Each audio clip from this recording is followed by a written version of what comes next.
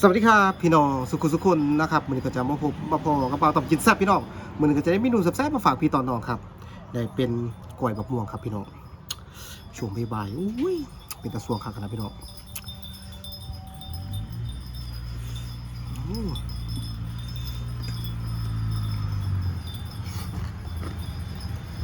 อืม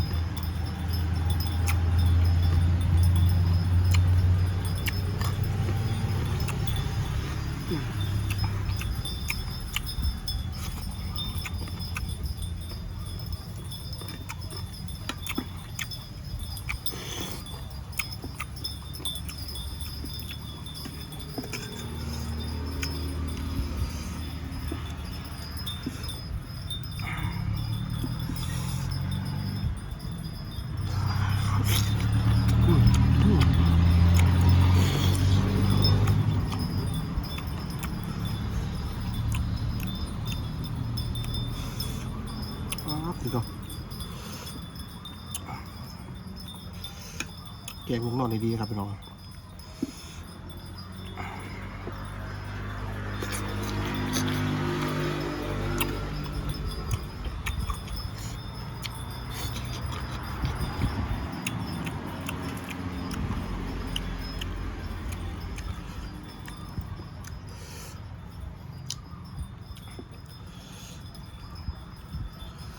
โอ้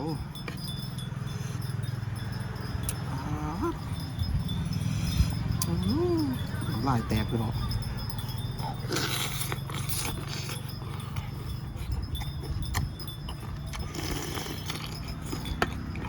อืม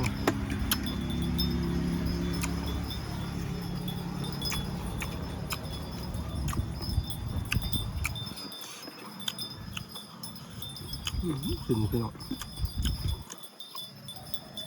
สิ่งไงครับ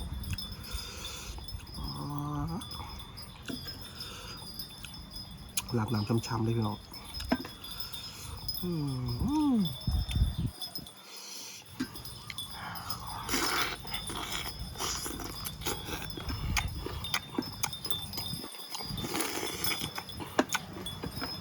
อืม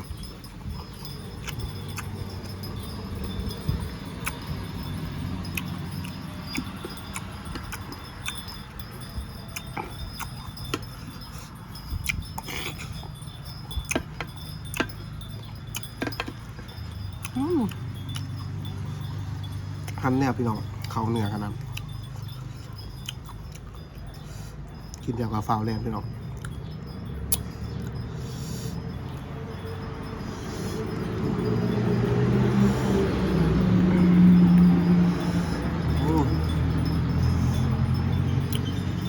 ลองชิมไปพี่น้อง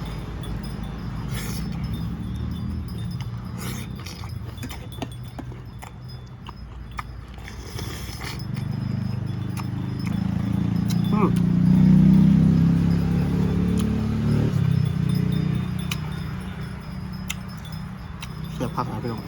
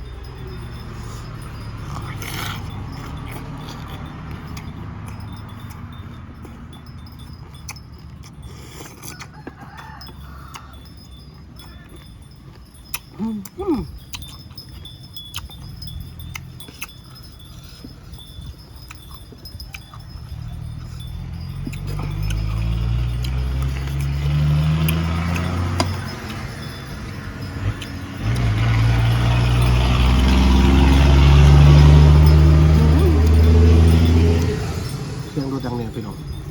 อยู่ไกลทางครับโอ้สดคำเนียว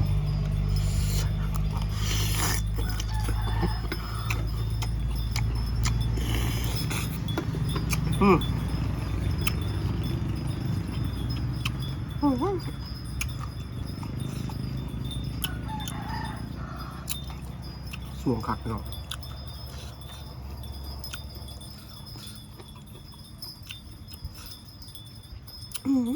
แซ่บคักขนาดพี่น้อง